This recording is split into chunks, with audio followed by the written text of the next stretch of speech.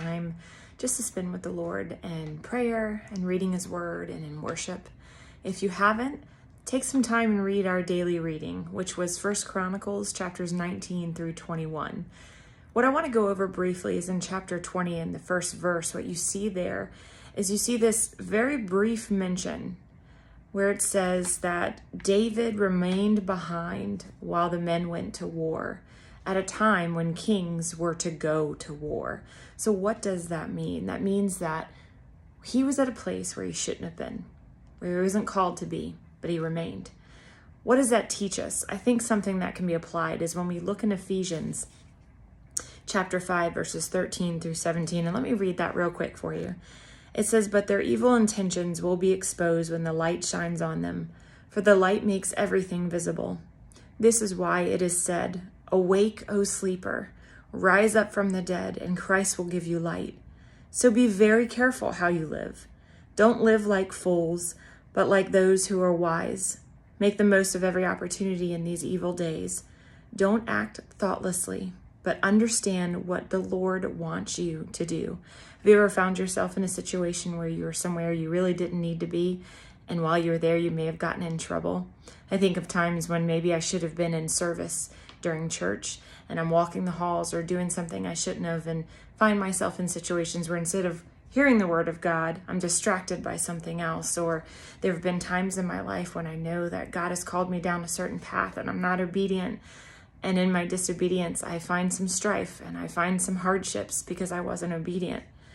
But in those chapters, specifically chapter 20, verse 1, and in Ephesians, these are a few points that I found that I thought were worth mentioning. One, exposed by the light. You see, David's decision was eventually exposed, reminding us that our actions, wise or unwise, will come to light. You know that in those moments that David gave into temptation, he sought out Bathsheba, and we know what happened from there. And that completely changed the course of his life. We know that God still received glory, but look the hardship that came from that one decision to remain behind. Wake up and rise, right? So David's situation called for awakening from complacency, just as we're urged to wake up and let Christ's light guide us in all that we do so that we don't neglect our responsibilities. Live wisely and not foolishly. I think that definitely can apply to us now. David's failure to lead his army was living foolishly. We're encouraged to live wisely and understand God's will so that we can avoid the foolishness of sin. Also, make the most of every opportunity. David missed his chance to fulfill his duty, and it reminds us that we need to seize the opportunity that the Lord puts before us, to stay mindful of our responsibilities, to be obedient to the Lord, and to discern his will. So all of that, it underscores something. It shows us that there's significance to wise living, aligning with God's will, and seizing every opportunity. And David's story, it warns us and it shows us the repercussions of disregarding our duties and veering away from God's wisdom.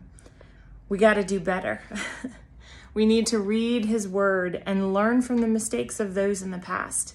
Let's not be like David in this situation where we're somewhere we shouldn't be, where we're not obedient to the Lord's will, where we're acting foolishly.